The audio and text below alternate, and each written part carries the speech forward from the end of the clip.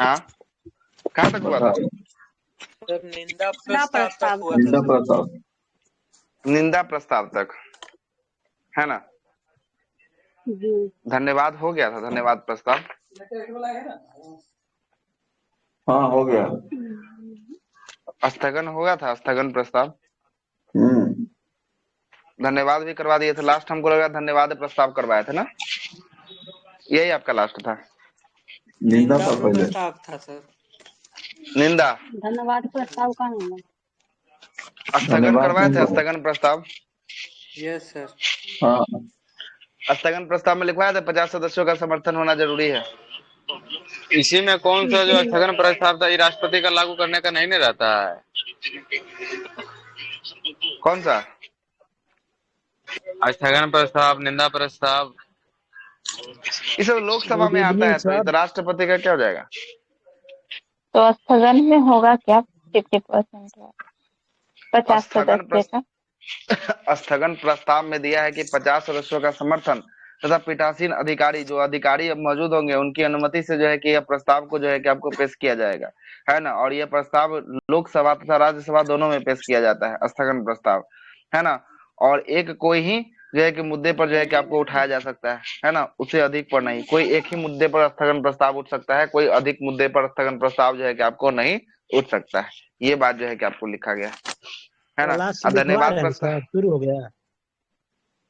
अभी तो वही तो पूछ रहे हैं कहाँ तक लिखवाया है, तो वही तो आप लोग नहीं बता रहे हैं सही से। सर निंदा प्रस्ताव पूरा हो गया था। निंदा प्रस्ताव में लिखवाए होंगे कि यह लोकसभा में लाया जाता है, यह विपक्ष के किसी भी सदस्य के द्वारा पेश किया जाता है। यस सर, यह प्रस्ताव इतना ही किसी लिखा। मंत्री के समूह मंत्रिमंडल के विरुद्ध लाया जाता है। प्रस्ताव तक हुआ है यह सर। प्रस्ताव लोकसभा में पारित हो गया तो मंत्रिपरिषद के ऊपर दबाव बढ़ जाता है और उसे लोकसभा में बहुमत से कार्य करना पड़ता है, प्राप्त करना पड़ता है अच्छा, सीट को पाने के लिए। चलो ठीक है, यहीं ठीक है, तक हुआ ठीक है है। सर। चलो लिखिएगा, अगला प्रस्ताव लिखिएगा।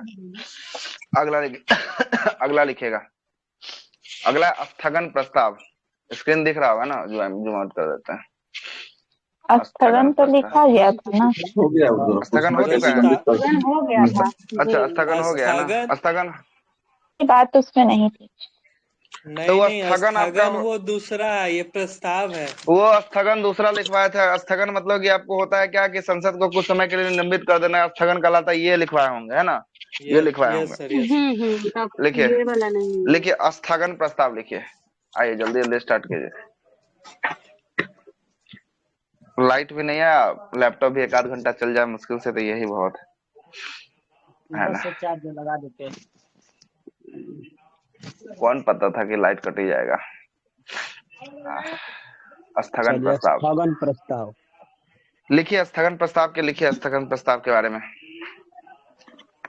लिखिएगा। 50 सदस्यों के समर्थन, 50 सदस्यों का समर्थन तथा पीठासीन अधिकारी की अनुमति, 50 सदस्यों का समर्थन एवं पीठासीन अधिकारियों की अनुमति से यह प्रस्ताव सदन में पेश किया जाता है। 50 सदस्यों का 50 सदस्यों का समर्थन एवं पीठासीन अधिकारी का पीठासीन अधिकारी के समर्थन, अधिकारी के अनुमति से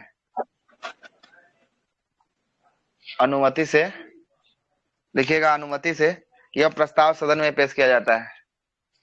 यह प्रस्ताव सदन में पेश किया जाता है।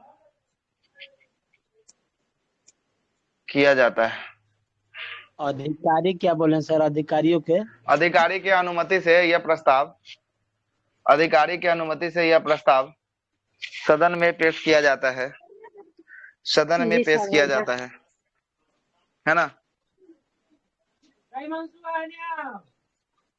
लिखिएगा, इसी में लिखिएगा, सदन का कोई भी सदस्य इस प्रस्ताव को पेश कर सकता है। सदन का कोई भी सदस्य इस प्रस्ताव को पेश कर सकता है। लिखिएगा, सदन का कोई सदस्य इस प्रस्ताव को पेश कर सकता है। यह प्रस्ताव यह प्रस्ताव लोकसभा एवं राज्यसभा दोनों में पेश किया जा सकता है। स्थगन प्रस्ताव कहाँ पेश होगा? आराम से सर, आराम से सदन के कोई सदस्य पेश कर राज्यसभा दोनों में से सकता है। किसी में भी। हाँ, ये जो है कि आपको सदन के किसी भी सदस्य में जो है कि आपको कोई भी सदस्य इसको पेश कर सकते हैं। और ये कोई भी सदन में पेश किया जा सकता है। मतलब लोकसभा प्लस राज्यसभा। लोकसभा प्लस राज्यसभा दोनों में से कहीं भी, कोनो सदन में जो है कि आपको हो सकता है, दोनों में से कहीं भी पेश किया जा सकता है। लिखिएगा, इस प्रस्ताव में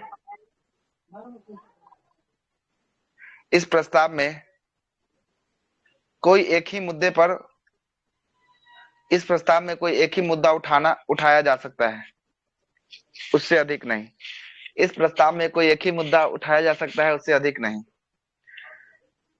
इस प्रस्ताव में कोई एक ही मुद्दा उठाया जा सकता है, उससे अधिक नहीं।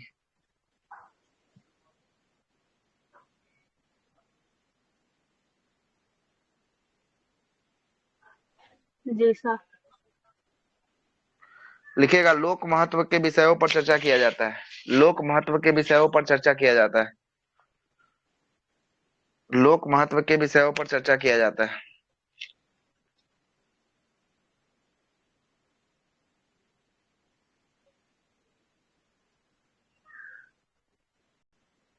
लोक महत्व क्या बोले हैं सर? लोक महत्व के विषय पर जो है कि चर्चा किया जाता है। जनता पे यही ना सर, हाँ, लोक महत्व मतलब जनता वाला विषय पर चर्चा किया जा सकता है। किया जा सकता है। आगे लिखिएगा, अगला प्रस्ताव जो होगा, अगला होगा धन्यवाद प्रस्ताव। बताए थे हम कल, धन्यवाद के बारे में भी चर्चा किया था थोड़ा सा, लेकिन लिखवाए नहीं थे, है ना? लिखवा दिए थे ना सर धन्यवाद प्रस्ताव। लिखवाए थे क्या? देखिए तो। हाँ लिखवाए थे, रुक जाइए बता रहे हैं। धन्यवाद के बारे में बताए थे कि मतलब अगर है ना, बताए ये थे कि नहीं दोनों सदन का जो है कि बैठक होता है, उसके बाद जो है कि धन्यवाद प्रस्ताव लाया जाता है। इसमें जो है कि आपको सरकार की योजनाओं के बारे में डिटेल चर्चा होती है। अगर इस पे जो है कि पारित नहीं होगा तो सरकार गिर जाएगी। ये सब बात बताए थे ना? बता दिया, राष्ट्रपति का अभिभाषण ने बता दिया है ये। हाँ, राष्ट्रपति के अभिभाषण के समय जो है कि आपको धन्यवाद प्रस्ताव लाया जाता है। ये तो बात आपको बता हम दिए लिखवा हैं। दिए थे ना, जी। है ना? बता हाँ दिए थे। जी सर, ये सब तो हो गया। आइए आगे बातों को बढ़ाइए। आगे लिखिएगा, संसदीय विशेषाधिकार। ये नहीं लिखवाए थे सर। लिखिए, संसद का क्या विशेषाधिकार है? संसदीय विशेषाधिकार।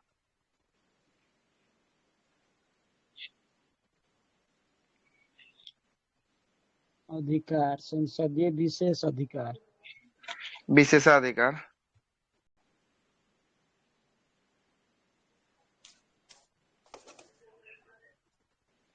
संसदीय विशेषाधिकार। संसदीय विशेषाधिकार हो जाएगा तो बोलिएगा। हो हो गया गया सर। सर, हेडिंग मार लिए। लिखिए, हेडिंग लगा दिया ना, संसदीय विशेषाधिकार।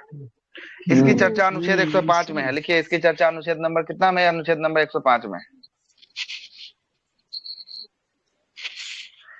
इसकी चर्चा अनुच्छेद नंबर 105 में है। आर्टिकल 105 में है। हाँ,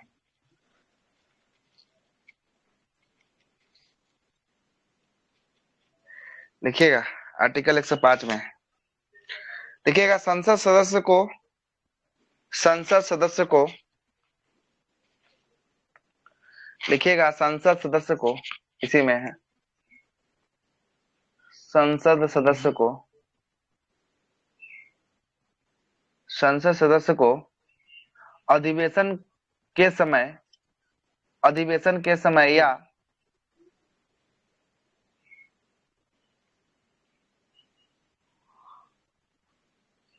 समय या अधिव- हो गया सर। या अधिवेशन के समय या वह समिति जिसका वह सदस्य है, वह समिति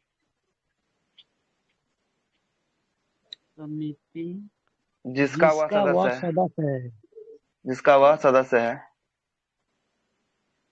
जिसका वह सदस्य है, वह समिति जिसका वह सदस्य है कि बैठक के समय की बैठक के समय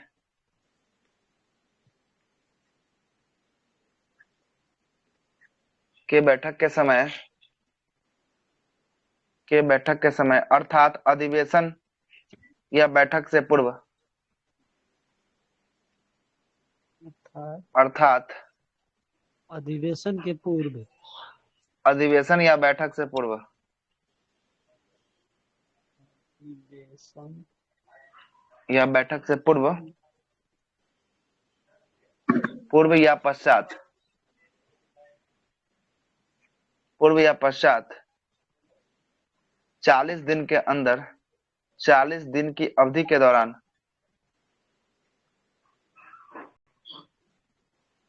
अवधि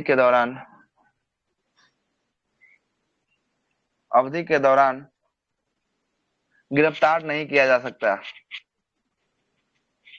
दौरान गिरफ्तार नहीं किया जा सकता।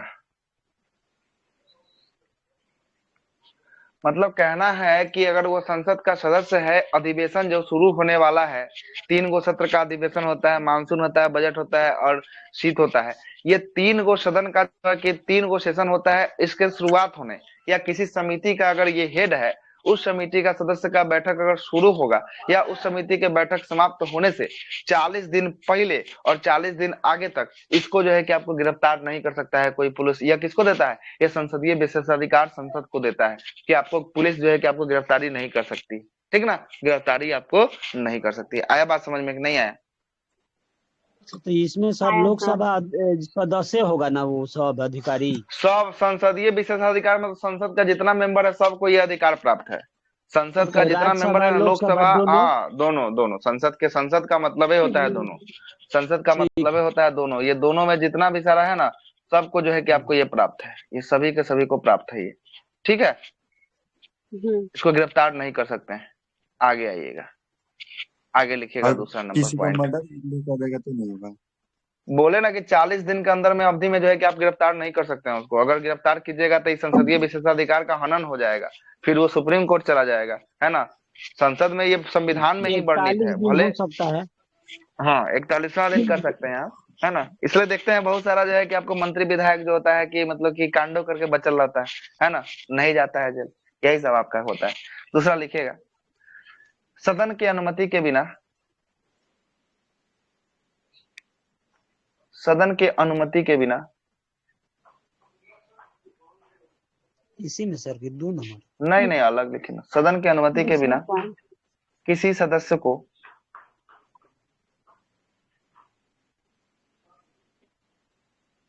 किसी सदस्य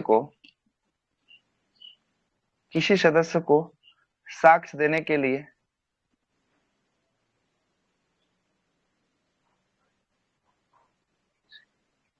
साक्ष्य देने के लिए समन नहीं किया जा सकता। समन नहीं देखते हैं, पुलिस उठा के ले जाता है, समन करने के लिए बुला लेता है कि आइए हमारा ऑफिस में समन आके दीजिए, है ना। समन नहीं दिया जा सकता, नहीं दिया जा सकता, समन नहीं दिया जा सकता, समन नहीं दिया जा सकता।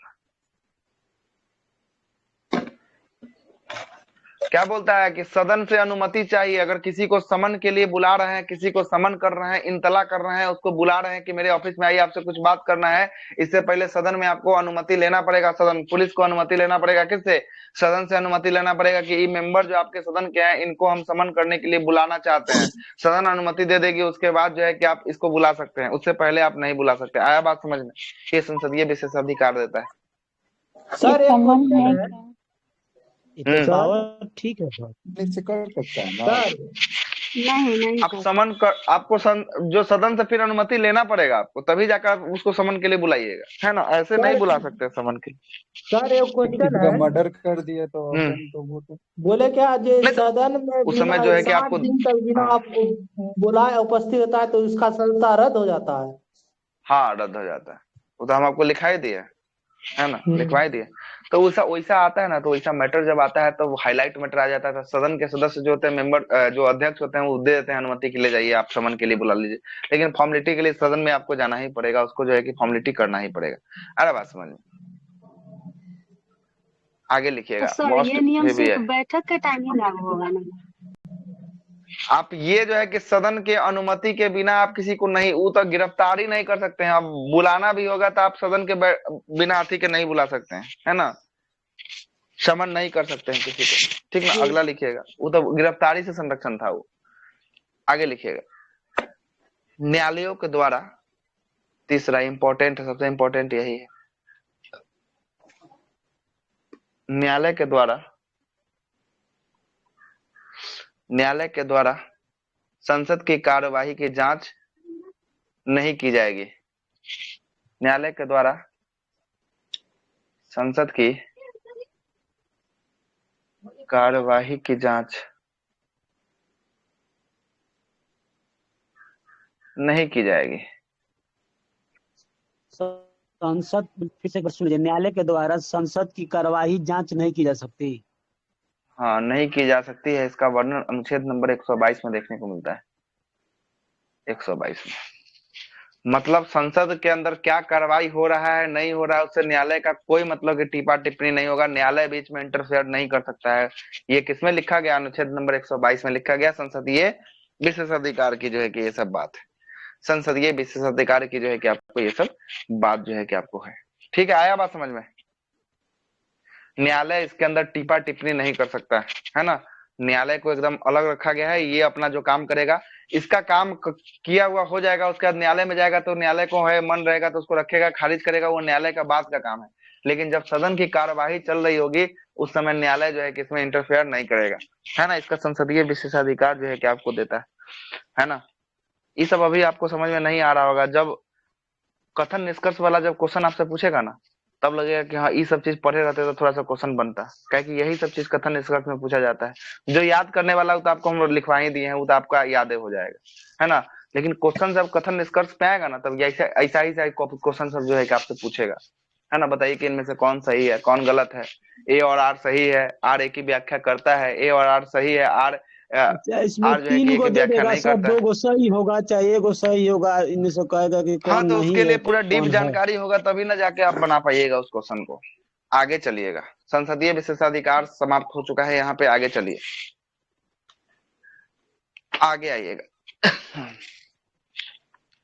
आगे हेडिंग लगाइएगा धन विधेयक। आइए मनी बिल के बारे में बात करते हैं। क्या हेडिंग लगाना है? धन ये विधेयक। प्रस्ताव वाला समाप्त हो गया। संसदीय विशेषाधिकार में इतना ही जो है कि मुख्य मुख्य से जो है कि आपका पॉइंट सब है ना। तो कटौती जो आपको प्रस्ताव क्या होता है? कटौती प्रस्ताव जो होता है ना, वो 1 रुपया जो है कि काट लिया जाता है ना। वो प्रस्ताव में जो है कि आपको जब चर्चा करेंगे उसमें भी बता देंगे उसको, है ना। उसमें क्या करता है, 1 रुपया जो है कि आपको काट आदमी के जो है कि लेट बोलता है जाता है ना, तो काट लेता है सर नहीं नहीं संसद नहीं में। नहीं, जितना पैसा का बिल बना है ना, उस पैसा में से 1 रुपया काट के जो है कि आपको बिल को पारित कर दिया जाता है, वही होता है कटौती प्रस्ताव, है ना। कटौती अच्छा, प्रस्ताव होता है ना। धन विधेयक एक आर्टिकल 110 लिखे ना सर, धन विधेयक। हाँ लिखिए, पहले लिखिए आर्टिकल 110 धन विधेयक।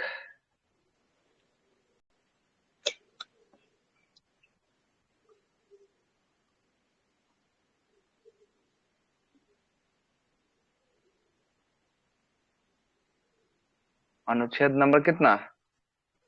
अनुच्छेद 110। 109 और 110 दोनों में दोनों चर्चा है, ठीक ना। 109 में भी 110 में 10 दोनों में चर्चा है। सुनिए 109 को पहले समझा देते हैं कि पहले समझ लीजिए 109 क्या है। 109 में क्या बोलता है? धन विधेयक का विशेष प्रावधान।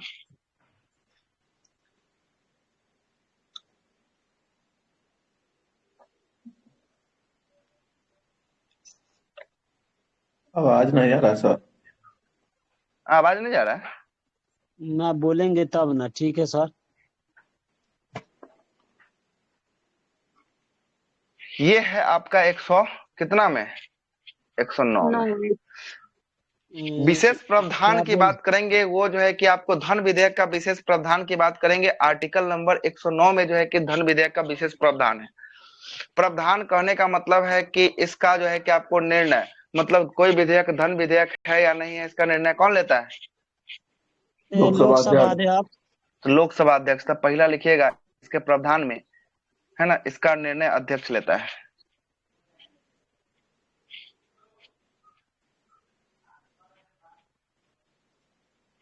जी सर।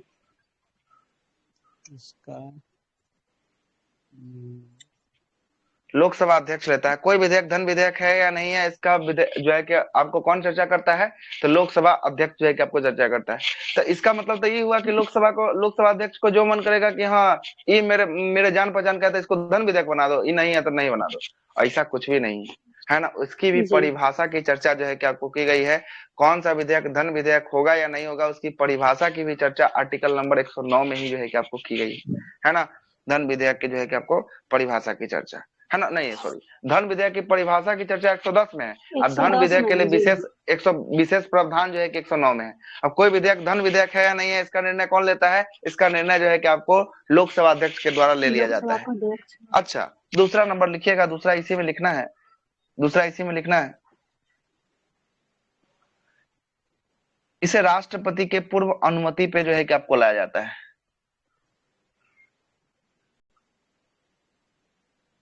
राष्ट्रपति के पूर्व अनुमति।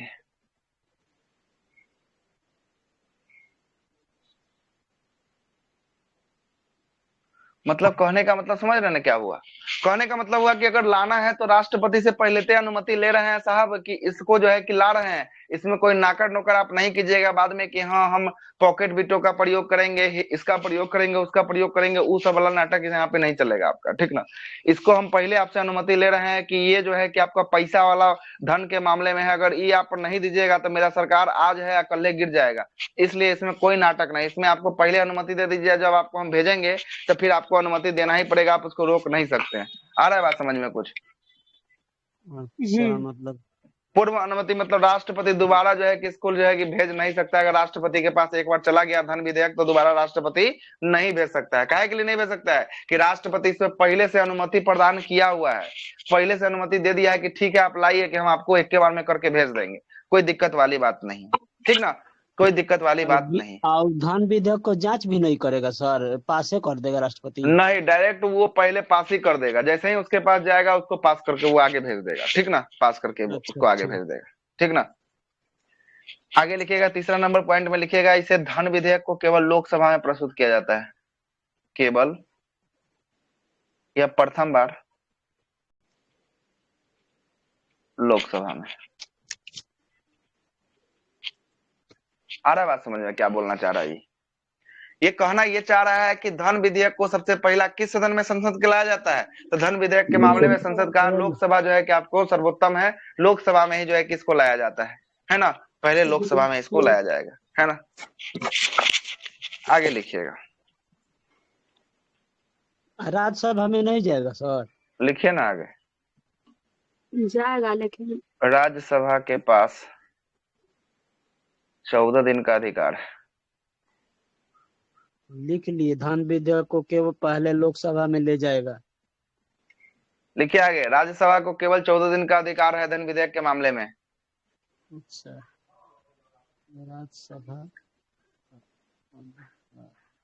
राज्यसभा को केवल 14 दिन का अधिकार है धन विधेयक के मामले में।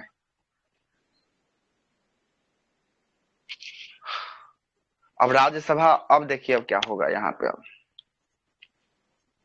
लिख लिए? लिखेगा तो बोल दीजिएगा, लिख लीजिएगा तो। जी सर, लिख लिया। लिखे तो देखिए, तो फिर तो आपके कहने के हिसाब से आप जब बोल रहे हैं सर कि 14 दिन का अधिकार है, इसके पास कोई अधिकार ही नहीं है धन विधेयक के मामले में, तो इसको फिर भेजा क्यों जाता है? आपके मन में तो ऐसा ही सवाल आएगा कि 15वां दिन तो ऑटोमेटिक ये पास हो जाएगा, तो इसको भेजना न भेजना तो इससे मतलब कि फायदा क्या हुआ, है ना। चलेगा ना सवाल मन में? तो इसका भेजने का सबसे बड़ा अधिकार होता है कि अगर लोकसभा के द्वारा इस बिल को पारित कर दिया गया है और वहां पे लोकसभा के द्वारा कुछ ऐसा मुद्दा को जो है कि छोड़ दिया गया है जो मतलब इसमें इसको और बेस्ट बनाया जा सके, है ना। तो अगर वैसा जो है कि कोई मुद्दा को अगर वैसा कोई चीज को छोड़ दिया गया है जो राज्यसभा को नजर पड़ जाए, तो राज्यसभा अगर उसको जो है कि संशोधित करने के लिए एक बार अगर भेजती है, किसको, लोकसभा को भेजती है, अगर लोकसभा संशोधित को पढ़ता है कि नहीं ये सच में ये हम लोग को छूट गया है, इसमें संशोधन किया जा सकता है या कर देना चाहिए, तो एक बार राज्यसभा इसको वापस कर सकती है। लेकिन ये मानने या ना मानने का अधिकार केवल और केवल किसके पास है, तो ये लोकसभा के पास है ना। लोकसभा चाहेगा तो इसके अधिकार को जो आपको करने के लिए बोला है इसको मान भी सकता है, नहीं भी मान सकता है। लेकिन अगर मानता है तो करके भेजेगा। अगर पहले लोकसभा से गया, राज्यसभा में गया, राज्यसभा उसको पढ़ा, राज्यसभा को 14 दिन का अधिकार है। राज्यसभा को लगा कि नहीं इसमें कुछ संशोधन किया जा सकता है ना, इसमें कोई संशोधन किया जा सकता है। अगर वो संशोधित करके लोकसभा के पास फिर से वापस भेज दिया, है ना, कि देखिए साहब इसको कुछ सुधार करके आप दीजिए, तो लोकसभा क्या कर सकता है, अगर संशोधन उसको जो है कि अच्छा मेरा अगर बात आपको अच्छा लगे तो अपने ऊपर इम्प्लांट कीजिएगा ना। वही वाला हाल है कि अगर राज्यसभा का बात अगर लोकसभा को अच्छा लगता होगा तो वो उसको बोलता है कि हाँ मेरे से तो ये छूट गया था, इसको हम लोग इसमें जोड़ सकते हैं। जोड़ के कर दिया तब भी 14 दिन और नहीं किया तब भी 14 दिन, मतलब कि ओवरऑल देखिएगा तो आपको राज्यसभा को जो है कि केवल धन विधेयक के मामले में 14 दिन का समय जो है कि आपको प्राप्त होता है। बात समझ में आ रहा है क्या बोलना चाह रहा है?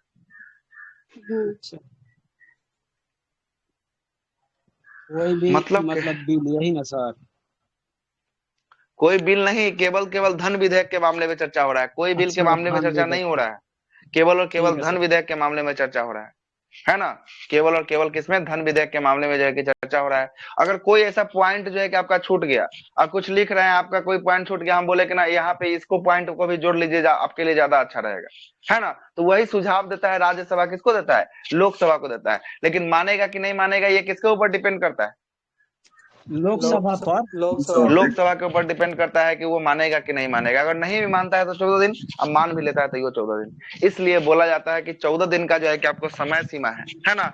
और राज्यसभा अस्थायी सदन है, लोकसभा अस्थायी सदन है। अब धन विधेयक मतलब कि पैसा का बारे में चर्चा हो रहा है, अगर पैसा नहीं रहेगा तो सरकार गिर जाएगी, इसलिए धन विधेयक के मामले में राज्यसभा को कोई अधिकार नहीं दिया है। कितना दिन रोक सकिएगा, ज्यादा से ज्यादा 14 दिन, 15वां दिन ऑटोमेटिक ये पास जो है कि आपका माना ही जाएगा, है ना। इसलिए धन विधेयक के मामले में सर्वोत्तम जो है कि आपका किसके पास है, लोकसभा के पास जो है कि आपको है ना, लोकसभा के पास है। आगे चलते हैं, आगे सुनिएगा। अब तो ये कोई इसका निर्णय कौन करता है, धन विधेयक, कोई विधेयक धन विधेयक है या नहीं है, इसका निर्णय कौन करता है, लोकसभा सभा अध्यक्ष जो है कि पगला होगा कि कोनो विधेयक को धन विधेयक घोषित कर देगा। इसके लिए कुछ ना कुछ तो आपको फॉर्मूला होगा, कुछ ना कुछ तो होगा, एगो प्रक्रिया जिसके हिसाब से लोकसभा अध्यक्ष जो है कि किसी विधेयक को धन विधेयक है या नहीं है उसका जो है कि चर्चा करेगा कि हाँ ये विधेयक है या नहीं है ना। अब सुनिए इसका निकालने का तरीका, कौन विधेयक धन विधेयक होगा या नहीं होगा, जरा सुनिएगा। अब यहाँ पे लिखिए धन विधेयक, अनुच्छेद नंबर 110, धन विधेयक लिखेगा अनुच्छेद नंबर 110, हो जाएगा ना, लिख लिए। जी सर। एक मिनट लिखिएगा। जैसे इसमें आपको बताया है, 1 नंबर में लिखिएगा टैक्स। टैक्स का मतलब होता है किसी टैक्स को इंक्रीज करना, किसी टैक्स को डिक्रीज करना और किसी टैक्स को समाप्त करना। ये मतलब कि कौन विधेयक अगर सरकार के द्वारा अगर लाया जा रहा है, कोई बिल अगर उसमें बात कर रहा है कि टैक्स को इंक्रीज करना होगा, तो ये टैक्स इंक्रीज वाला किस विधेयक में जाएगा, धन विधेयक। हाँ धन विधेयक में जाएगा। टैक्स को अगर जो आपका पहले है उसे अगर कम करना है, अगर कोई ऐसा बिल आया जिसमें टैक्स को कम करना है, वो किस विधेयक में जाएगा, टैक्स कम करना है ये भी तो धन विधेयक में जाएगा, लोकसभा है ना। में किस में जाएगा, नहीं जी, मतलब कि धन कोई विधेयक। विधेयक ये धन विधेयक के जो है कि अनुसार में आएगा, ठीक है ना। धन विधेयक के अनुसार जो है कि आपको है, कोई जो है कि आपको विधेयक चल रहा है ना, और जो कोई टैक्स चल रहा है उसको पूरी तरीके से समाप्त करना है, उसके लिए भी कौन सा विधेयक होगा, धन विधेयक। उसके लिए भी आपको धन विधेयक होगा। क्या होगा, धन विधेयक होगा। तो आपको 3 गो बात तो सर यहाँ समझ में आ गया। इंक्रीज समापन मतलब इसमें पैसा लगाना और पैसा कम करना, यही ना सर? सीधी सी पैसा बात, जैसे टैक्स अब लगाना, टैक्स हटाना, टैक्स, घटाना, बढ़ाना, यही हाँ सब क्या सर? देखिए, टैक्स को लगाना, टैक्स को बढ़ाना, टैक्स को घटाना या टैक्स को अच्छा समाप्त अच्छा। करना, ये टैक्स वाला जो भी चीज आएगा ना, सबका सब कौन सा चीज आएगा? सबका सब जो है कि धन विधेयक के मामले में आएगा। धन किसके विधेयक। मामले में आएगा? जी। धन विधेयक के जो है कि मामले में आने वाला है। दूसरा देखिए, दूसरा क्या होता है? दूसरा बताता है कि सरकार के द्वारा ऋण,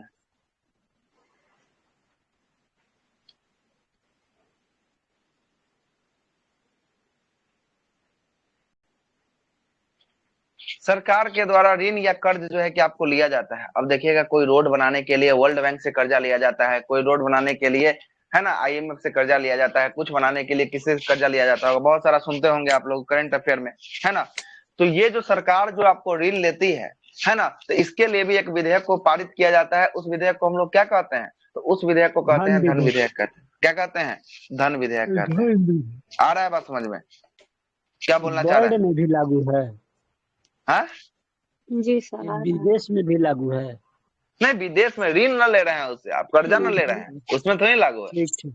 आप उससे कर्जा ले रहे हैं किसी चीज को बनाने के लिए, है ना, रोड बनाने के लिए, एयरपोर्ट बनाने के लिए, समुद्री तट बनाने के लिए, सबसे कर्जा आप ले रहे हैं, है ना। कर्जा ले रहे हैं तो कर्जा वाला भी चीज जो है कि सरकार का किसका हो जाएगा? सरकार का कर्जा वाला भी चीज आपका धन विधेयक के जो है कि अंतर्गत जो है कि आपको आने वाला है, ठीक ना। और तीसरा देखिएगा, तीसरा क्या होता है? तीसरा क्या होता है? तीसरा होता है संचित निधि,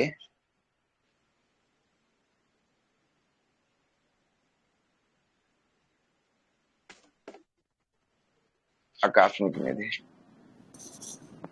सर एक क्वेश्चन है कि मान लीजिए वो धान हम किसी विदेश से लिए तो उसकी भरपाई कौन करेगा? फिर उसका मतलब भरपाई, लौटाएगा कौन? भरपाई जो सरकार ले रहा है तो सरकार ना उसको ऋण को कर्जा को सदाएगा कि आप सदाइएगा, है ना। अच्छा मान लीजिए सरकार चेंज हो गया, फिर हाँ, सरकार चेंज हो जाएगा तो अगला सरकार जो आएगा उच्च सदाएगा। और सरकार के पास पैसा थोड़ी ना बरस रहा है, सरकार के पैसा बरसता नहीं है, पैसा हम ही लोग सरकार को देते हैं। जो आप जो टैक्स दे रहे हैं वो कहाँ जा रहा है? यही संचित निधि में जा रहा है, ठीक ना। कहाँ जा रहा है? संचित निधि में आपको जा रहा है। तो सब सरकारी का है। नोट सीधे नोट छापने से अगर जो है कि आपको अगर कम होने वाला था तो कहिया सब सरकार नोट छाप के जो है कि आपको गरीबी को दूर कर दिया रहता है। नोट छापना गरीबी को दूर करना नहीं है, ठीक ना, इस बात को समझिएगा। नहीं तो नोट छापना रहता तो कहिया नोट छाप के जो है कि आपको दूर कर दिया जाता है। जैसे ही नोट छापने स्टार्ट करिएगा ना ज्यादा, वैसे ही जो आप 10 रुपया में आज बिस्किट खरीद रहे हैं ना, कल 500 रुपया में एगो बिस्कुट का पैकेट खरीदिएगा, ठीक है। नोट छापना कोई सरकार को जो है कि आपको नहीं कर, हाँ वो सामान का जो है कि हाँ मुद्रा का मूल्य कम और सामान का मूल्य हाई हो जाएगा। जो चीज अभी 5 रुपया मिल रहा है उस समय वो 100 रुपया मिलेगा, है ना। अच्छा सर, मान लीजिए कि हम लोग मतलब नरेंद्र मोदी विदेश से कर्जा ले रहे हैं, मतलब वर्ल्ड बैंक से कर्जा ले रहे हैं। अब मान लीजिए कि 24 में चुनाव हार गए, वो जीत नहीं पाए, प्रधानमंत्री नहीं बन पाए, तो कोई और व्यक्ति बनेगा, मान लीजिए कि राहुल गांधी बन गया, चाहे जो भी बन गया, तो वो जैसे प्रधानमंत्री बनेगा तो वो तो कर्जा चुकता करेगा ना। हाँ, अरे प्रधानमंत्री देश के ऊपर कर्जा है कि प्रधानमंत्री के ऊपर कर्जा है? आप देश के ऊपर, देश में सब नागरिक है कि प्रधानमंत्री खाली देश का नागरिक है और सब आप देश के नागरिक नहीं है, हम देश के नागरिक नहीं है। दायित्व पूरा देश के ऊपर न बनता है, तो दायित्व पूरा देश के ऊपर बनता है कि प्रधानमंत्री के ऊपर बनता है ना। प्रधानमंत्री संवैधानिक पोस्ट पे बैठा हुआ है, वो सब डील कर रहा है, इसको आप जो बोल रहे हैं, है ना। लेकिन जो पैसा देते हैं हम लोग, हम ही ना देते हैं पैसा, तभी ना सरकार के पैसा आता है। सरकार के पास अपने रुपया का बरसात हो रहा है कि पैसा आ जाएगा सरकार के पास? नहीं, रुपया का बरसात नहीं होता सरकार के पास। हम लोग जो आपको टैक्स वगैरह जो देते हैं ना, वही सरकार के पास रुपया के रूप में जो है कि आपको काम करता है। आया बात समझ में? ठीक है सर। सरकार का जो है कि रुपया जो हम लोग देते हैं उसी को कहते हैं संचित निधि। संचित निधि ये बहुत बड़का जो है कि आपका बैंक का खजाना होता है ना। बैंक का सबसे बड़ा ये खजाना होता है। मतलब जो आप अकाउंट खुलवाते हैं ना, वैसे ही सरकारी ये अकाउंट हुआ संचित निधि। क्या हुआ, सरकारी अकाउंट हुआ, इसमें भारत का जितना सारा जो है कि टैक्स का पैसा, हेन तेन जेन जो भी पैसा आ रहा है ना, ये सब का सब किसमें आएगा, सब का सब जो है कि आपको संचित निधि से आएगा, सबका सब जो है कि आपको संचित निधि में आएगा। ये संचित निधि के बगल में एगो जो है कि आपको होता है छोटका सा बैंक होता है, इसको हम लोग कहते हैं, क्या कहते हैं, आकस्मिक निधि कहते हैं। ये आकस्मिक निधि से जो है कि तभी निकाल सकते हैं जब जो है कि इमरजेंसी की कोई केस आएगी, तभी जो है कि आपको आकस्मिक से जो है पैसा निकाल के जो है कि आपको खर्च किया जाएगा, ठीक ना, पैसा निकाल के जो है कि आपको खर्च किया जाएगा। इसी में हम आपको आज बता रहे थे, संचित निधि में धन निकालने का अधिकार किसको, संसद को। आकस्मिक निधि से, आकस्मिक निधि से राष्ट्रपति। अच्छा, तो आपसे पूछ दे कि संचित निधि धन विधेयक है या नहीं है, तब क्या बोलिएगा, है धन विधेयक, जनता देता है तो है धन विधेयक है, ठीक ना। धन विधेयक के मामले में संचित निधि में और आकस्मिक निधि में कोई परिवर्तन अगर करना होगा, ये भी जो है कि आपका धन विधेयक के अंतर्गत आएगा। तो धन विधेयक का हम परिभाषा आपको समझा दिए कि धन विधेयक, कोई विधेयक धन विधेयक है या नहीं है, उसका निर्णय लोकसभा अध्यक्ष करता है। कैसे, अगर कोई विधेयक पर टैक्स का जो है कि बढ़ोतरी करना हो, टैक्स का जो है कि गिरावटी करना हो, या टैक्स का समाप्त करना हो, वैसा कोई अगर विधेयक आ जाएगा तो वो कैसा विधेयक के रूप में गिना जाएगा, धन विधेयक है। वैसा विधेयक जो आपको सरकार जो है कि कर्जा लेने की बात कर रही होगी, वैसा विधेयक किस विधेयक में गिना जाएगा, वो भी धन विधेयक। हाँ, अब बोलिए, आप क्या बोल रहे थे, कुछ बोल रहे थे, बोल रहे थे कि आकस्मिक निधि से राष्ट्रपति अपने लिए पैसा नहीं निकाल सकता है। काहे के लिए अपने लिए पैसा, अपना पैसा जब संचित निधि से मिल ही रहा है तो अपना पैसा, कोई कुछ लेना है या कोई जरूरत पड़ गया, ऐसे भी तो लोग हैं। अच्छा, तो आकस्मिक लोग में जरूरत पड़ गया तो लोगों के लिए निकाल सकता है, अपना लिए निकालिएगा तो फिर जो है आकस्मिक निधि का चर्चा संविधान में है, और संविधान का उल्लंघन कीजिएगा तो आपका अनुच्छेद नंबर 61 इंतजार कर रहा है। 61 में क्या है, महाभियोग। हाँ, तो फिर लगेगा महाभियोग आप पर, फिर लगेगा महाभियोग, ठीक है। सर, ऐसा ही नहीं, संविधान से निकालने के लिए राष्ट्रपति को किसी का अनुमति लेने की जरूरत नहीं है। नहीं, इसमें किसी का अनुमति। संचित निधि से आपको पैसा निकालिए, खर्चा कीजिए, लोग हित महत्व में खर्चा कर रहे हैं, खर्चा कीजिए, संसद का अधिकार होता है ना। संविधान बहुत सोच समझ के बनाया गया है, इतना छोटा चीज नहीं है कि एकदम जल्दी में समझ में आ जाएगा, है ना, बहुत बेहतरीन चीज है,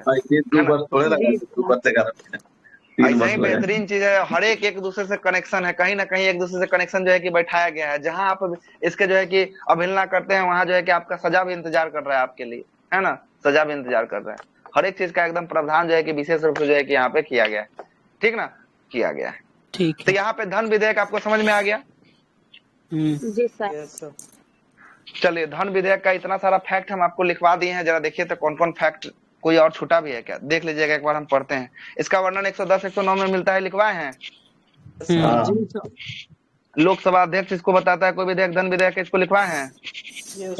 जी सर, इसका निर्णय। चलिए, संचित निधि आकस्मिक निधि से कोई धन जमा करना या निकालना धन विधेयक कहलाता है, लिखवाए हैं।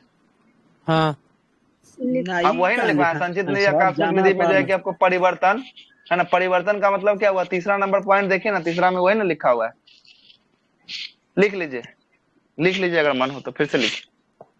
संचित निधि या आकस्मिक निधि से, संचित निधि या आकस्मिक निधि से धन का जमा करना या धन निकालना धन विधेयक कहलाता है, धन विधेयक कहलाता है। संचित निधि या आकस्मिक निधि से धन को जमा करना या धन को निकालना धन विधेयक कहलाता है।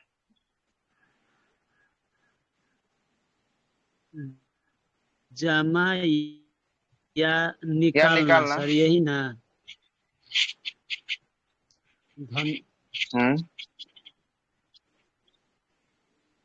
धन विधेयक कहलाता है। हाँ,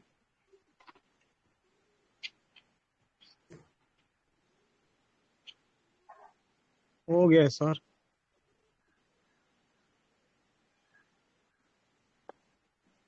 हो गया जी। लिखिएगा। अब हो गया धन विधेयक खत्म। अब एगो महत्वपूर्ण है, कौन सा, वित्त विधेयक। बहुत बार क्वेश्चन पूछता है, अब बहुत आदमी को धन विधेयक और वित्त विधेयक में जो है कि आपको अंतर समझ में नहीं आता है। आज आपको अंतर भी समझाते हैं कि धन विधेयक और वित्त विधेयक में क्या हुआ, अंतर क्या हुआ। आगे दीजिए हेडिंग, वित्त विधेयक। आप लोग को भी दिक्कत है क्या धन विधेयक वित्त विधेयक में? दिक्कत तो सबको होगा, कंफर्म वाला बात। हमको तो वित्त विधेयक समझ में नहीं आता, आज समझ में आ जाएगा। सर इसको इंग्लिश में क्या बोलते हैं सर? Financial bill. वित्त मतलब फाइनेंशियल होता है। और संचित को जुडिशियल है धन विधेयक को जो है कि आपको मनी बिल कहते हैं, मनी बिल। जुडिशियल में न्यायिक हो जाएगा। अच्छा जुडिशियल तो न्यायिक बिल कहाँ से ले आए आप, उसमें पैसा सा निकलता है क्या? नहीं सर, हम इंग्लिश कम पढ़ते हैं। कोई बात नहीं। किस अनुच्छेद में चर्चा है इसका? 117। देखिए वित्त विधेयक क्या है जरा समझिएगा। वित्त विधेयक आपको समझा देते हैं। वित्त विधेयक जो है कि आपको फाइनेंशियल बिल का काम होता है किसके लिए? तो ये जो होता है आपको विकासात्मक कार्य के लिए, मतलब विकास के कार्य के लिए कौन सा आता है? ये विकास के कार्य के लिए वित्त विधेयक आता है। विकास के कार्य के लिए।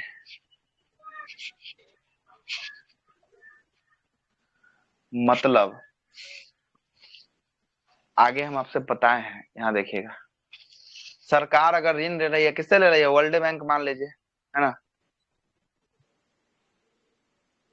वर्ल्ड बैंक से जो पैसा ले रही है सरकार, वो कहाँ जाके गिरेगा? सरकार का पैसा, वो सरकार का पैसा जाके गिरेगा भारत के संचित निधि में गिरेगा। कहाँ पे गिरेगा? संचित निधि में गिरेगा, है ना। और संचित निधि में गिरेगा। संचित निधि कैसा है? तो संचित निधि जो है कि आपको धन विधेयक है, ठीक ना, धन विधेयक है। और उस संचित निधि से जो पैसा गिरा है उसमें से जो है कि हम लोग निकाल कर खर्चा कर रहे हैं, उसी को हम लोग क्या कहे हैं? उसी को हम लोग कहे हैं आकस्मिक, क्या बोलते हैं, आकस्मिक बोल रहे हैं, वित्त विधेयक कहे हैं। कौन सा? धन विधेयक से जो आपको पैसा जो धन विधेयक में जमा हुआ है, धन जो भी आया है उसको धन विधेयक, और धन विधेयक से जो भी हम लोग खर्चा किए हैं उसको हम लोग कौन सा विधेयक कहते हैं? उसको हम लोग कहते हैं वित्त विधेयक कहते हैं, है ना। क्या कहते हैं? वित्त विधेयक कहते हैं, है ना, वित्त विधेयक कहते हैं। तो ये वित्त विधेयक जो होता है क्या होता है? तो ये विकासात्मक कार्य के लिए, सरकार के विकास के लिए योजना जो भी बनते हैं उसके सारा का सारा पेमेंट जो है कि आपको वित्त विधेयक से किया जाता है ना। वित्त विधेयक से जो है कि आपको किया जाता है।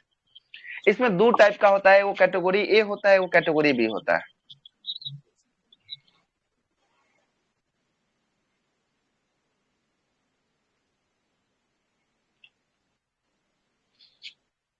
देखो बी कर देता है, ठीक है। अब जरा समझिए कैटेगरी ए में क्या है, कैटेगरी बी में क्या है, जरा इसको समझना होगा आपको। ऐसे हम भी लिख ले सर। हाँ ऐसे बनाइए ना कैटेगरी बी। कैटेगरी ए में होता है ना कि इसकी चर्चा अनुच्छेद नंबर 117 के 1 में। किसकी? ए वाला? हाँ इसका चर्चा 117 के बी में।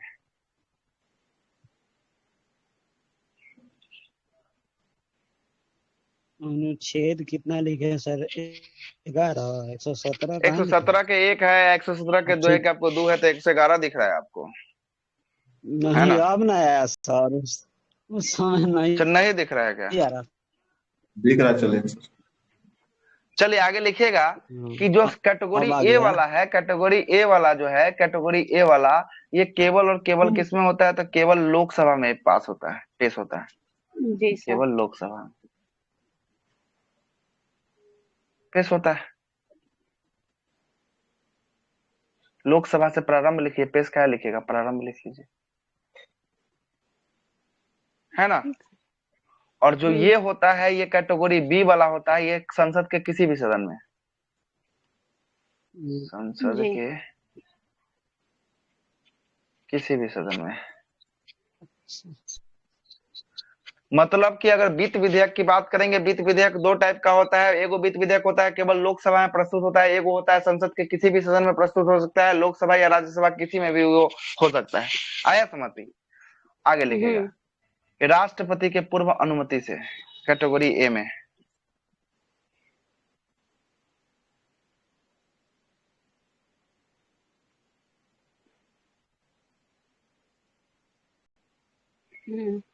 और ये भी होगा राष्ट्रपति के पूर्व अनुमति से।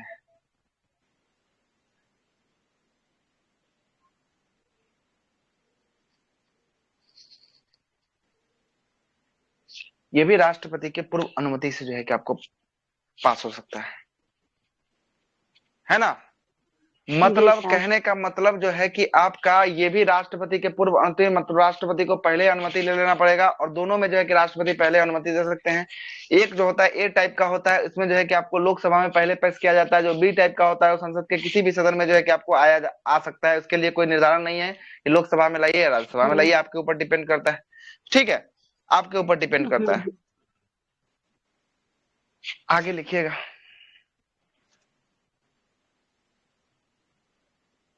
लोकसभा में आया, लोकसभा के बाद राज्यसभा के पास जाएगा, है ना। राज्यसभा इसे अस्वीकार कर सकती है, राज्यसभा इसे अस्वीकार कर सकती है। ये किसमें कैटेगरी बी में लिखा है? नहीं, ए में लिखिए ना।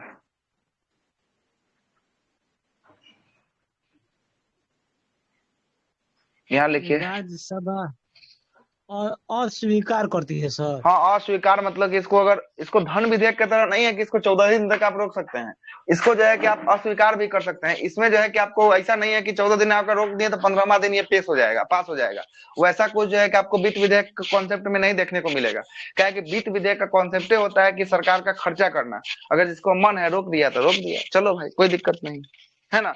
ये दोनों सदन में रोका जा सकता है। अगर दूसरा कॉन्सेप्ट में देखिएगा, अगर ये बिल दूसरा 17 का जो दू वाला है, अगर ये लोकसभा में पास हुआ है तो फिर कहाँ जाएगा? राज्यसभा में जाएगा। तो राज्यसभा इसको रोक सकता है, या राज्यसभा में पहले पेश हुआ है तो लोकसभा में जाएगा तो कौन रोक सकता है?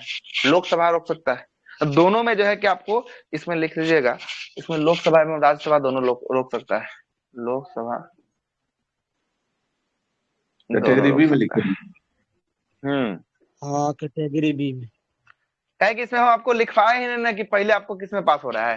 अब आपके हिसाब से अगर लोकसभा में पास हो रहा है पहले तो राज्यसभा रोक देगा, अगर राज्यसभा में पास हो रहा है तो लोकसभा रोक सकता है ना। तो इसलिए हम दोनों लिख दिए यहाँ पे। आ रहा है बात समझ में क्या हम बोलना चाह रहे हैं? जी सर, आ रहा है। ठीक है। आगे लिखिएगा।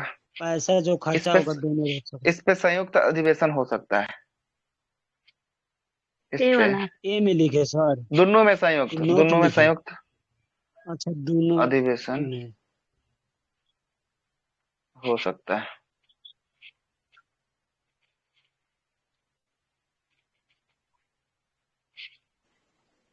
संयुक्त अधिवेशन हो सकता है।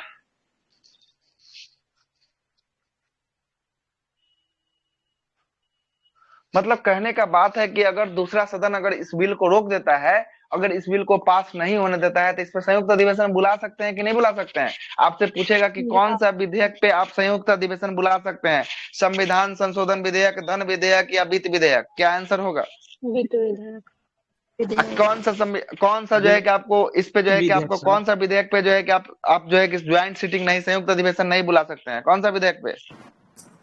धन विधेयक, धन विधेयक पे, संशोधन और धन विधेयक। हाँ, दोनों पे, संशोधन विधेयक पे और धन विधेयक दोनों पे जो है कि आप बुला सकते हैं। नहीं बुला सकते हैं, लेकिन केवल और केवल वित्त विधेयक पे जो है कि आप ज्वाइंट सीटिंग को बुला सकते हैं।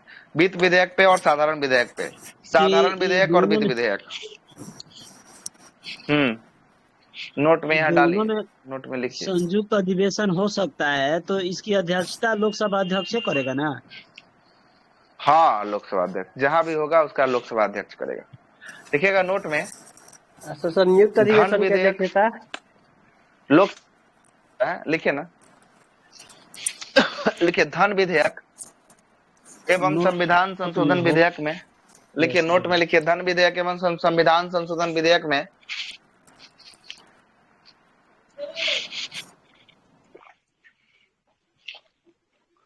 धन विधेयक एवं संविधान संशोधन विधेयक में संयुक्त अधिवेशन नहीं बुलाया जा सकता है। नहीं बुलाया जा सकता है, नहीं बुलाया जा सकता है। दूसरा लिखिए, दूसरा नोट करके लिखिए। वित्त विधेयक एवं साधारण विधेयक में, वित्त विधेयक एवं साधारण विधेयक में, वित्त विधेयक एवं साधारण विधेयक में साधारण विधेयक संयुक्त अधिवेशन बुलाया जा सकता है। संयुक्त अधिवेशन बुलाया जा सकता है आर्टिकल नंबर 108 के तहत।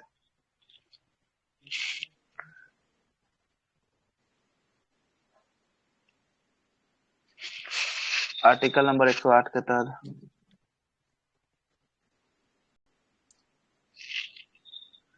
आगे एगो और लिखिएगा नोट।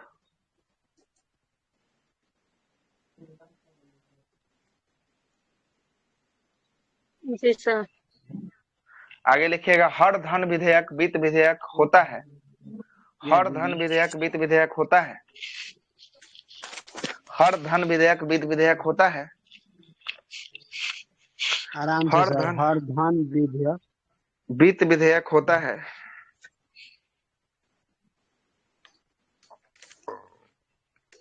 हर धन विधेयक वित्त विधेयक होता है, लेकिन हर वित्त विधेयक धन विधेयक नहीं होता।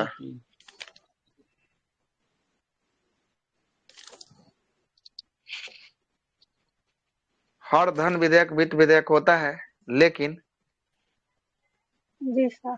लेकिन हर वित्त विधेयक धन विधेयक नहीं होता। हर धन विधेयक वित्त विधेयक होता है, लेकिन हर वित्त विधेयक धन विधेयक नहीं होता है। बना लीजिएगा एक वैसा फोटो।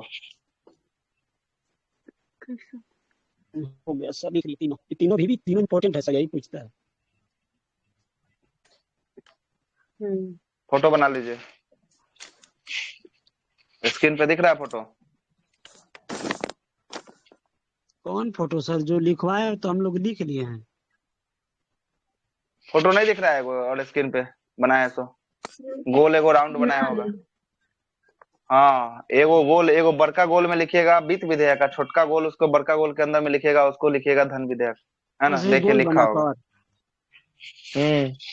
गोल बना के लिख लीजिए। मतलब कि धन विधेयक किसके अंदर रखे हुए हैं? धन विधेयक को आप किसके अंदर रखे हुए हैं? वित्त विधेयक। वित्त विधेयक को। लेकिन वित्त विधेयक को हम धन विधेयक के अंदर रख सकते हैं क्या? नहीं रख सकते हैं। देखिएगा उसका जो है कि मुंह बड़ा है। बड़ा वाला झोड़ा में छोटा वाला झोड़ा को डाल सकते हैं, लेकिन छोटा वाला झोड़ा में बड़ा वाला झोड़ा को डाल सकते हैं? नहीं डाल सकते हैं। वही वाला हाल यहाँ है ना? इसको समझाने के लिए बना है। कंसेप्ट ये ना है कि सभी धन विधेयक वित्त विधेयक हो सकते हैं, लेकिन सभी वित्त विधेयक धन विधेयक नहीं हो सकते। वही तो बात तो आपको लिखवा भी दिया, तीसरा नंबर पॉइंट में वही ना लिखवाए। समझ गए हैं। है ना? रीजनिंग का साइनोनिज बना हाँ, सिलोनिज्म इसको कहिए ना। जो कैटेगरी सर बांटे हमको, कैटेगरी में इसका अंतर कुछ समझ में नहीं आ रहा है। कैटेगरी में अंतर नहीं। धन विधेयक में मतलब कि धन आ रहा है ना? धन विधेयक में केवल और केवल क्या आ रहा है? धन आ रहा है। मतलब इसका क्षेत्र जो है कि आपका छोटा है। क्षेत्र जो है कि आपका छोटा है, मतलब कि हाँ, हम कैटेगरी ए और बी में जो बांटे ना वित्त विधेयक को। अच्छा, ये कैटेगरी ए और बी में होता है ना, कुछ टाइप का वित्त विधेयक ऐसा होता है ना जिसको केवल और केवल लोक सभा में लाया जा सकता है। उसको राज्यसभा से कोई मतलब नहीं है, राज्यसभा में बाद में जाएगा। और कुछ ऐसा जो होता है ना उसमें से, उसको केवल और केवल जो है कि संसद के किसी भी सदन में आप ला सकते हैं, है ना? उसके लिए लोकसभा में लाइए या राज्यसभा में लाइए, इसके आपके ऊपर डिपेंड करता है कि आप किस में लाना चाह रहे हैं, है ना? इसी को कैटेगरी 1 और कैटेगरी 2 में जो है कि बांट दिया है ना? कुछ जो है कि आपको ऐसा है जिसको केवल और केवल किस में, तो लोकसभा में लाया जा सकता है ना? इसीलिए आगे लिखिएगा साधारण विधेयक। आगे लिखिएगा साधारण विधेयक। सर डिफरेंस मेन क्या हुआ सर, ये धन विधेयक और वित्तीय विधेयक में? धन विधेयक में धन आ रहा है। धन विधेयक में धन आ रहा है, मतलब जो भी पैसा जमा हो रहा है वो धन विधेयक के तहत जमा हो रहा है। और उस पैसा को हम लोग खर्च कर रहे हैं विभिन्न मुद्दाओं में, रोड बनाने में, सड़क बनाने में, नाला बनाने में, है ना, एयरपोर्ट बनाने में। ये सब खर्च कर रहे हैं, वो किसके तहत कर रहे हैं? वित्तीय विधेयक के तहत जो है वो कर रहे हैं। आ रहा है? हो गया सर साधारण विधेयक। साधारण विधेयक या साधारण बिल, है ना? लिखिएगा वैसा बिल, वैसा बिल,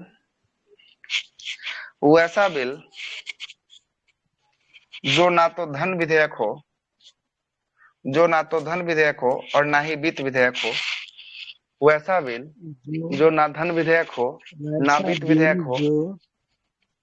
ऐसा बिल जो ना धन विधेयक हो ना वित्त विधेयक हो ना संविधान संशोधन विधेयक हो, ना संविधान संशोधन विधेयक हो।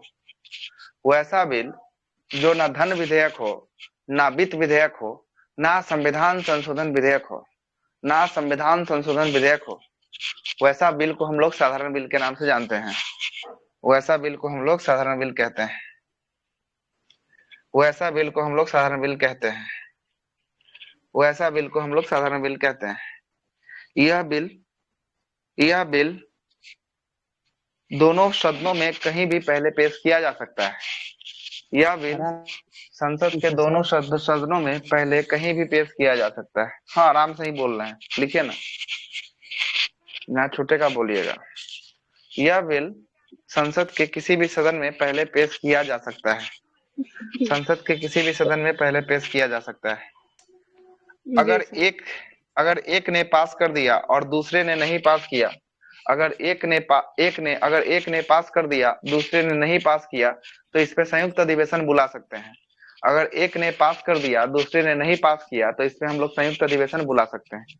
इस पे हम लोग संयुक्त अधिवेशन बुला सकते हैं। इस पे हम लोग संयुक्त अधिवेशन बुला सकते हैं। अगर एक ने पास कर दिया, दूसरे ने नहीं पास किया, तो इस पे हम लोग संयुक्त अधिवेशन बुला सकते हैं। इस पे हम लोग संयुक्त अधिवेशन बुला सकते हैं। अगर एक ने पास कर दिया और दूसरे ने नहीं पास किया, तो इस पे हम लोग संयुक्त अधिवेशन बुला सकते हैं, है ना।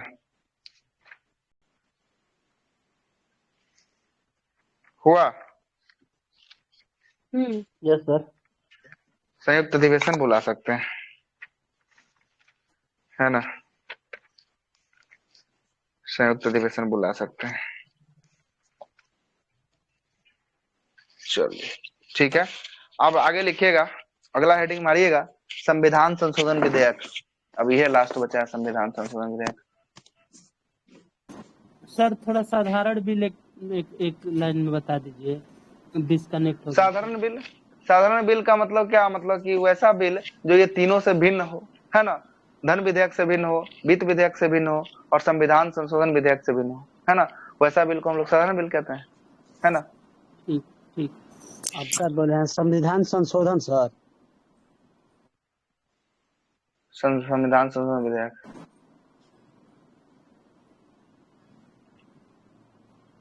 संविधान संशोधन विधेयक।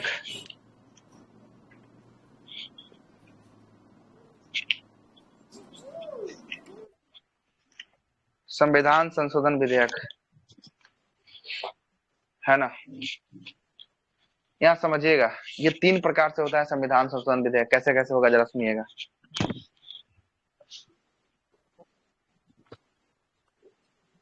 संसद का कौन कौन सदन होता है? 2 गो, लोकसभा राज्यसभा। लोकसभा राज्यसभा। ठीक है। पहला कॉन्सेप्ट समझिएगा, संविधान संशोधन विधेयक का पहला कॉन्सेप्ट क्या बोलता है।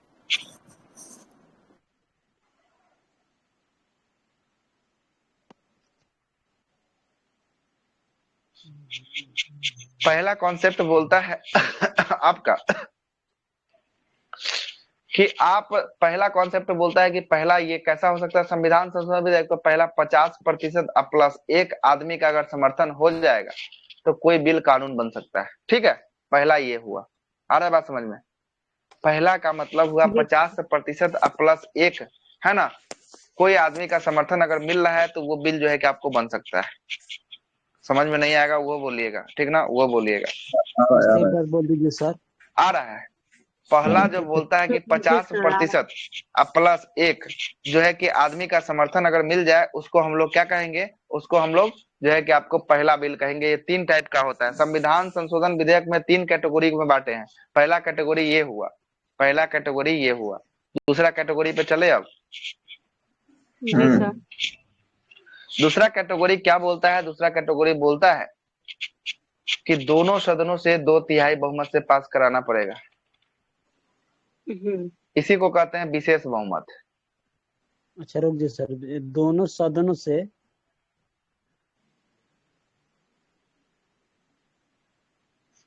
इसी को क्या कहते हैं? विशेष बहुमत कहते हैं। 2/3 इससे भी 2/3 उससे भी पास करवा कर अगर आप भेजिएगा तो जो है कि आपका जो है कि बिल जो है कि कानून में जो है कि राष्ट्रपति सिग्नेचर कर देंगे तो ये कानून जो है कि आपको बन जाएगा। 2 टाइप का समझ में आया? जी सर।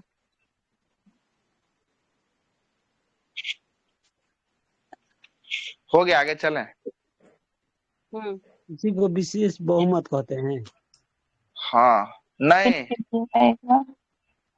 1 नंबर में लिखा है आपको क्या कहता है एक नंबर में 50% प्लस 1 है ना, 50% प्लस 1 जो है कि आपको वो वाला हो जाएगा, 50-50 का कॉन्सेप्ट हो जाएगा ना। तो निर्णायक मत कैसे लोकसभा अध्यक्ष दे रहे थे, वही वाला हाल यहाँ है, 50% प्लस 1 वाला कॉन्सेप्ट आ रहा है बात समझ में। एक कहाँ से आया सर? अरे एक 50% मतलब कि आपको एक मतलब कि उससे अधिक होना चाहिए, 50% अच्छा प्लस अच्छा, 1 समझ मतलब गया। एक अधिक होना ठीक चाहिए। ठीक ठीक, आया 50 बात समझ 50 में। तो बराबर हो गया। हाँ ठीक है सर। हाँ 50% प्लस 1 होना चाहिए, ठीक है। इसमें विशेष बहुमत चला जाता संविधान संशोधन है। हाँ इसमें जो हो गया विशेष बहुमत हो गया, दो तिहाई जो है कि आपको दोनों सदन से पास कर रहे हैं तो विशेष बहुमत हो जाएगा। एक वो क्या होता है जरा सुनिएगा, तीसरा 2/3 तो आपको बहुमत दोनों सदन से लाना ही पड़ेगा, ठीक है। प्लस उसी में सर की 3 नंबर आधे राज्यों का जरूरत है,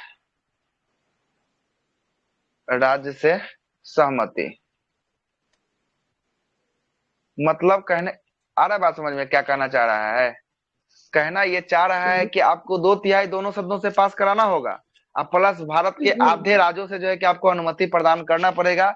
ये भी जो है कि आपका तीसरा कैटेगरी हो गया। क्या कैटेगरी हो गया ये तीसरा कैटेगरी जो है कि आपका होने वाला है। आ रहा है बात समझ में। आधे राज्यों का जरूरत मतलब विधानसभा यही ना होगा सर? जो सहमति, विधान, हाँ विधानसभा का सहमति, आधे राज्यों का जो है कि आपको विधानसभा से सहमति लेना पड़ेगा। विशेष ठीक। बहुमत प्लस राज्यों से, मतलब कि 50+1, 50% प्लस 1, मतलब कि जो भी राज्य है, अभी वर्तमान में कितना राज्य है, 28 राज्य है, 14 तो मतलब 15 गो से आपका सिग्नेचर करवाना होगा। कितना, 15 गो से जो है कि आपको सिग्नेचर करवाना होगा,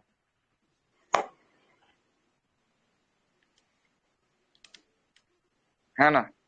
ये तो संविधान संशोधन सबसे डेंजर है सर। हाँ संविधान सबसे डेंजर है, संविधान संशोधन सबसे डेंजर, ठीक ना। और इसमें कोई ज्वाइंट सीटिंग का कोई जो है कि आपको हो सकता है कि नहीं हो सकता है ज्वाइंट सीटिंग, इस पे नहीं, ज्वाइंट सीटिंग कहाँ इसमें होगा ज्वाइंट सर? सीटिंग का नहीं हो सकता है। लिखिएगा, संविधान संशोधन विधेयक के लिए राष्ट्रपति की पूर्व अनुमति की जरूरत नहीं होती है। संविधान संशोधन के लिए राष्ट्रपति की पूर्व अनुमति की जरूरत नहीं होती है। संविधान संशोधन विधेयक के लिए राष्ट्रपति की पूर्व अनुमति की जरूरत नहीं होती है। इस विधेयक के प्रावधान में, इस विधेयक के संदर्भ में संयुक्त अधिवेशन नहीं बुलाया जा सकता। एक चलो ठीक है, लिखिए। सर ये केवल तीसरे के लिए बोल रहे हैं कि ओवरऑल सबके लिए? ओवरऑल के लिए, पूरा ओवरऑल आपको लिखवा दिए हैं, पहले तो लिखवा दिए ना कि इस पे नहीं बुलाया जा सकता है सर। ना? तो अनुमति क्यों देता है, तबे ना कानून बनता है। अनुमति बाद में अनुमति दे रहा है, तो एक होता है पूर्व अनुमति, समझ रहे हैं ना। पूर्व अनुमति का मतलब कि हम पहले सिग्नेचर कर दिए कि आप लेके आइए। एक होता है बाद में अनुमति, मेरा मन करेगा तो देंगे, मेरा मन नहीं करेगा तो नहीं देंगे। आ रहा बात समझ। सर तो जैसे आर्टिकल 4 है कि किसी भी राज्य को मिलाने का स्वतंत्र मतलब वो है अधिकार, तो वो कौन से में आएगा? ये विशेष वाला में विशेष बहुमत से आपको पारित करना पड़ेगा, है ना। अच्छा, विशेष बहुमत से पारित कर दिए, विशेष बहुमत प्लस आधे राज्यों से आधे राज्यों से अधिक का जो है कि आपको आवश्यकता पड़ेगा सिग्नेचर का। उसके बाद राष्ट्रपति के पास जाएगा, है ना, तब जो है कि राष्ट्रपति सिग्नेचर करेंगे तो वो जो है कि पूर्ण रूप से जो है कि आपको हो जाएगा। तीनों क्राइटेरिया फॉलो होना चाहिए। हाँ क्या, तीनों क्राइटेरिया फॉलो होना चाहिए सर। हाँ उसमें तीनों होना चाहिए। तो जब दूसरा करिए लिया है तो पहला कैसे नहीं होगा, है ना। जब तीसरा कर लीजिए तो पहला दूसरा तो ऐसा ही फॉलो हो गया। आ रहा है बात समझ में। जब अगर आप तीसरा को फॉलो कर रहे हैं तो पहला दूसरा तो ऐसा ही आपका फॉलो हो रहा है, तभी ना तीसरा को फॉलो कर। उसमें ना कहीं कहीं हम पढ़े हैं ना कि उसमें राष्ट्रपति के उसकी सहमति की आवश्यकता नहीं होती है, इसमें कहीं एक बुक में दिया था। कोई भी विधेयक तभी बिल बनेगा जब राष्ट्रपति का सिग्नेचर होगा। ऐसा कोई विधेयक नहीं है कि बिना राष्ट्रपति के सहमति या उसके सिग्नेचर से कोई बिल विधेयक में जो है कि आपको बन जाए। नहीं, जैसे मान लीजिए हम राज्य का मतलब जो 3-4 है तो इसको नहीं कहते हैं कि 368 के बाहर रखा गया है, तो वो समझ में नहीं आता है कि मतलब कहना क्या चाह रहा है कि मतलब राष्ट्रपति का। आप बोल रहे हैं कि अंतिम रूप से राष्ट्रपति का सिग्नेचर जो होना चाहिए वो नहीं होता, यही ना आप बोलना चाह रहे हैं? हाँ ये तो यही बात यही है, लेकिन उसमें कहीं दिया है ना कि इसको मतलब 368 के बाहर रखा गया है, इसका क्या मतलब है? नहीं तो संविधान संशोधन विधेयक 368 के तहत आयबे करता है तो अच्छा, तो उस वाले टॉपिक को कहीं उसको बाहर रखा गया होगा, तो उस वाले टॉपिक में बाहर रखा होगा तो संसद का उसको अधिकार होता होगा कि संसद उसको जो है कि पास करके जो है कि भेज दे, है ना। हाँ हाँ, अगर 368 से बाहर अगर उस टॉपिक को रखा गया होगा ना, तब राष्ट्रपति के लिए फिर नहीं भेजेगा, फिर ये जो है कि अपने से करके जो है कि कर सकता है ना, तब वो ऐसा प्रावधान कर सकता है, हाँ हाँ, है ना, तब वो ऐसा प्रावधान जो है कि आपको कर सकता है। आप कहाँ क्या लिख रहे थे बताइए। संविधान संशोधन के लिए राष्ट्रपति की पूर्व अनुमति नहीं होती है। हाँ, राष्ट्रपति की पूर्व अनुमति की आवश्यकता नहीं होती है, ठीक ना। इसके संदर्भ में संयुक्त अधिवेशन का कोई प्रावधान नहीं है, इसके संदर्भ में संयुक्त अधिवेशन का कोई प्रावधान नहीं है।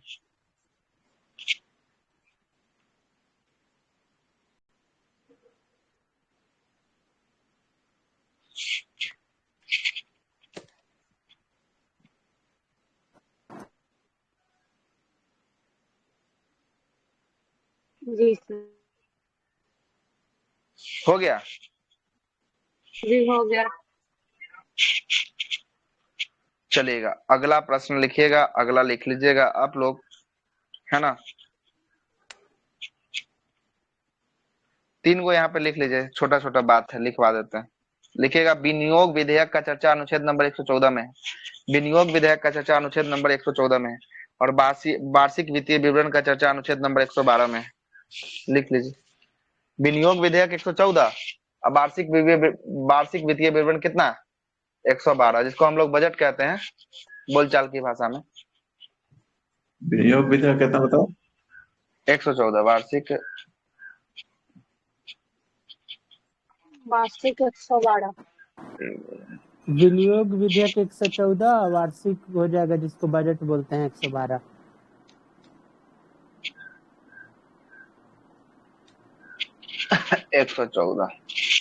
विनियोग विधेयक क्या और होता एक है और सर? लिखेगा, विनियोग विधेयक ये संचित निधि से जो है कि आपको धन निकाला जाता है ना, उसी पे जो है कि आपको विनियोग विधेयक पारित किया जाता है ना।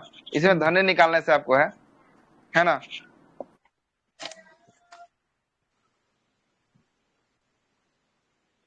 आइए वो लिख लीजिएगा, लेखानुदान 116 में है। हाँ, तो एगो छोड़ दिए क्या, अनुपूरक अनुदान लिख लीजिए, अनुपूरक। आर्टिकल 116 अनुपूरक अनुदान 115 में, 115 में अनुपूरक अनुदान। चलिए इसको खत्म कर ही देते हैं, कुछ और बचा हुआ है, और जरा लिखिए जरा। लिखिएगा आगे, संसदीय समिति, हेडिंग मारिएगा नया संसदीय समिति। आ गया, सबसे अधिक प्रश्न पूछता है इससे, संसदीय समिति से, है ना। लिखिए, संसदीय समिति।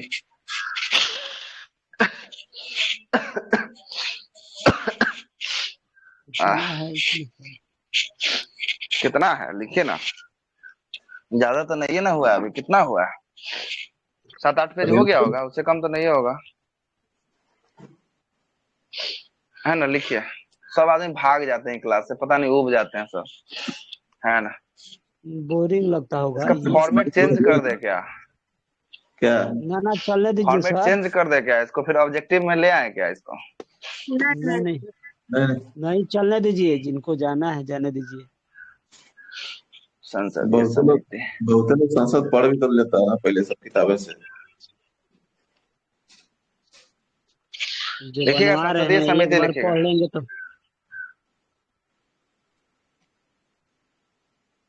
संसदीय समिति हो गया, संसदीय समिति, संसदीय समिति लिखा हुआ है स्क्रीन पे, संसदीय समिति लिखा होगा।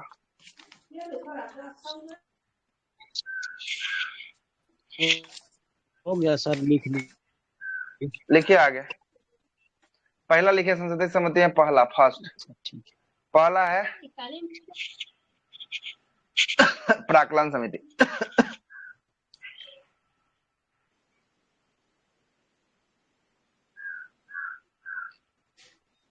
जी सर। प्राक्कलन समिति 30 सदस्य, कितना सदस्य होता है, 30 सदस्य। 30 के 30 कहाँ से, लोकसभा क्या तीसों का तीसों लोकसभा से, ठीक ना। प्राक्कलन समिति लिखिएगा पहला, और तीसों का तीसों कहाँ से, तीसों का तीसों जो है कि आपको लोकसभा से, लोकसभा से। गठन 1950, जी सर। गठन 1950, कार्यकाल 1 वर्ष,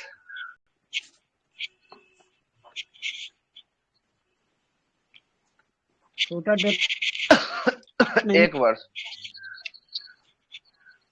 1 वर्ष, काफी ज्यादा हो गया। कार्यकाल 1 वर्ष हो गया। इतना सब बात किसके ऊपर था? ये सब बात जो है कि आपको प्राक्कलन के ऊपर था। दूसरा लिखिएगा लोक लेखा समिति,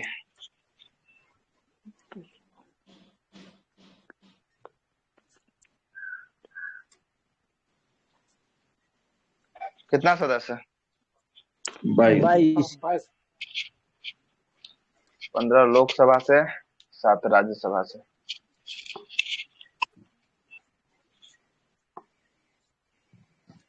लिखे गठन 1921 में,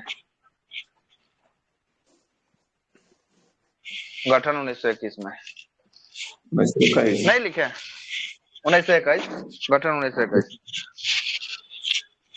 जी है सर ना। लिख लिए। 15 जो है कि आपका लोकसभा से, कितना राज्यसभा से? 7।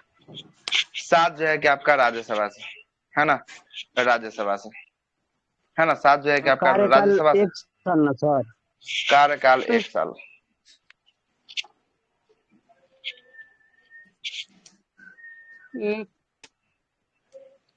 कार्यकाल 1 साल। आगे लिखिएगा सीएजी का रिपोर्ट की जांच करता है, सीएजी का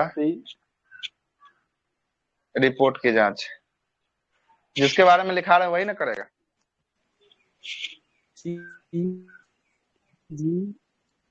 CAG controller auditor general of India, CAG.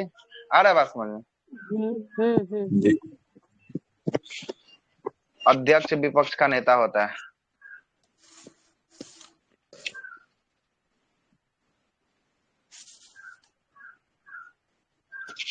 इसका अध्यक्ष कौन होता है? CAG, controller auditor general of India, CAG. Hindi क्या होगा इसका? महालेखा नियंत्रक परीक्षक, सीएजी, है ना। ये लिखेगा, इसको प्राक्कलन का जुड़वा वहन कहा जाता है।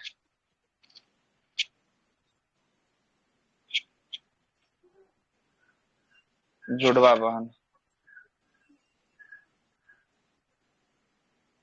प्राक्कलन का जुड़वा वहन किसको कहा जा रहा है? लोक लेखा समिति को। लोक लेखा समिति, सही, लोक लेखा समिति को प्राक्कलन समिति का जुड़वा वहन जो है कि आपको कहा जाता है। ठीक है, इतना कुछ बात जो है कि आपको प्राक्कलन के बारे में। इनमें से सबसे बड़ा कौन है? मतलब अस्थायी कहने का मतलब कि जैसे राज्यसभा लोकसभा होता है ना। अच्छा, सबसे बड़ा जो है कि आपको कौन है? सबसे बड़ा जो है कि आपको कौन सा हो जाएगा? सबसे बड़ा जो है कि आपको प्राक्कलन समिति हो जाएगा, अस्थायी समिति में सबसे बड़ा, है ना। हाँ वही तो पूछ रहे हो। हाँ, सबसे बड़ा वही है ना। आगे लिखिए, अगला लिखिएगा लोक उपक्रम समिति, लोक उपक्रम समिति। सर एक क्वेश्चन, प्राक्कलन का जुड़वा वहन क्या, नहीं समझे? अरे प्राक्कलन का जुड़वा वहन तो एक दूसरे का मिलजुल के काम करता है ना, लोक लेखा के साथ मिलके काम करता है, इसलिए प्राक्कलन का जुड़वा वहन कहा जाता है ना। ये भी जो है कि किसका जांच करता है? तो ये भी जो है कि प्राक्कलन भी जो है कि आपको सीएजी की रिपोर्ट की जो है कि आपको जांच करता है। वित्तीय में जो है कि कार्यों से संबंधित जो भी गड़बड़ी होती है, दोनों मिलकर जो है कि कार्य करता है, इसलिए जुड़वा वहन कहा गया है ना। लोक उपक्रम समिति,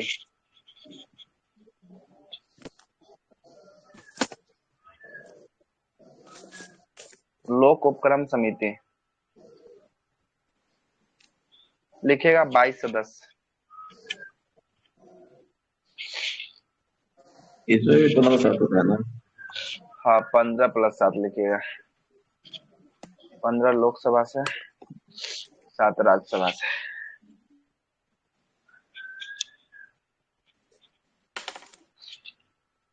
लोक उपक्रम की रिपोर्ट की जांच करता है।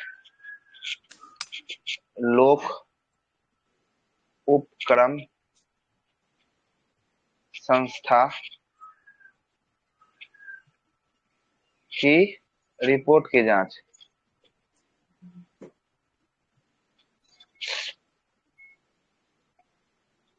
ठीक है, हो गया सर। लोक उपक्रम संस्था समझ रहे हैं ना, जैसे एयर इंडिया हो गया, LIC हो गया, है ना, FCI हो गया, इस सब का जो भी रिपोर्ट, इस सब का घोटाला उटाला जो होगा ना, उसका कौन जांच करेगा? FCI। हाँ, LIC, एयर इंडिया, FCI आदि का जो है कि रिपोर्टों को लोक जांच करता है, लोक उपक्रम उपक्रम समिति करता है। कार्यकाल लिखेगा 1 वर्ष।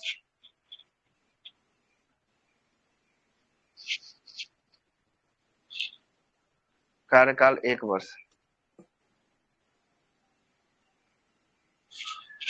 हो गया 3 गो।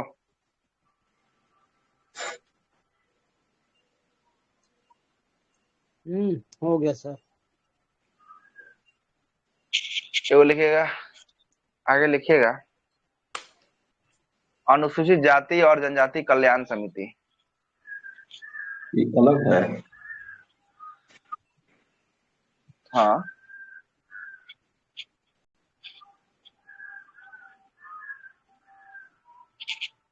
जाति कल्याण समिति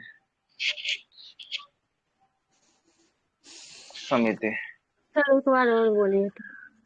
अनुसूचित जाति और जनजाति कल्याण समिति।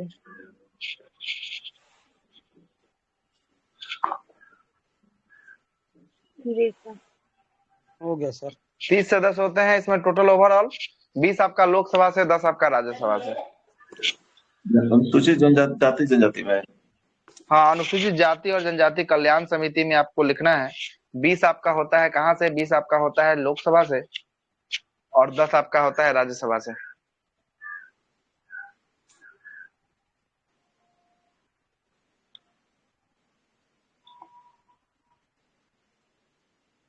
है ना? कल में समाप्त हो गया सर, लिखते लिखते। आगे लिखिएगा अगला समिति ग्रंथालय समिति। पूछा गया प्रश्न है ये।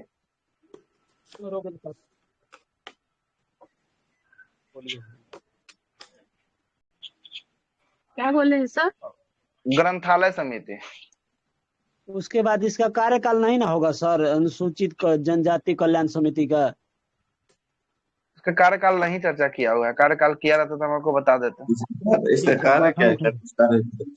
इसका कार्य है SC ST का जो भी आपको संबंध में जो भी निवेश का रिपोर्ट आता है ना, विशेष रिपोर्ट आता है, वो सबकी जांच जो है कि करता है ना। SC ST से आपको क्या संबंध। बोले हैं सर? ग्रंथालय समिति 9 सदस्य होता है। 6 जो होता है 6 + 3 के रेशियो में 6 होता है आपको लोकसभा से, 3 होता है राज्यसभा से। 3 होता है राज्यसभा से। 9 सदस्य। लोकसभा 6 और राज्यसभा 3, यही ना सर? आगे लिखिए। आगे लिखिएगा प्रवर या संयुक्त। इसी में प्रवर या संयुक्त प्रवर समिति। नहीं, अलग है। प्रवर या संयुक्त प्रवर समिति संख्या 45 सबसे बड़ा होता है। 45 प्रवर या संयुक्त प्रवर समिति 30-15। 30 आपको है लोकसभा से, राज्यसभा से 15। घबरा गए सर, इसमें नहीं लिख पाए। कहाँ छूट गया बताइए, कहाँ छूट गया? यही जो लास्ट वाला समिति लिखवा रहे हैं। प्रवर या संयुक्त प्रवर समिति। प्रवर समिति लिखिए ना, प्रवर या संयुक्त प्रवर समिति लिखिए। सदस्यों की संख्या 45 होती है। इतना तक तो लिख दिए। सदस्यों की संख्या 45 होती है। 30 गो लोकसभा से, 15 गो राज्यसभा से। 30 गो लोकसभा से, 15 गो राज्यसभा से।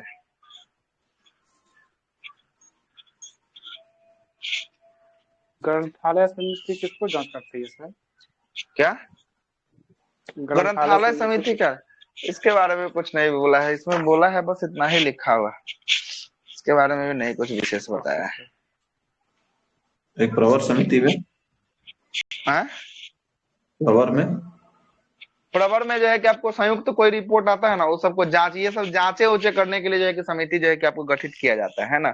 इसमें जो है कि दोनों का महत्व जो है कि आपको लोकसभा राज्यसभा दोनों का महत्व जो है कि आपको रहता है, जांच से संबंधित है। बस लिखा है कि जांच के लिए जो है कि आपको जो है कि आपको रिपोर्ट की जांच करती है, सरकारी रिपोर्टों की जांच करती है ना। चलिए, इसी के साथ आपका खत्म होता है पूरा का पूरा लोकसभा खत्म होता है, ठीक ना। लोकसभा पूरा का पूरा द एंड होता है। कितना चैप्टर कितना पेज हो गया लोकसभा में?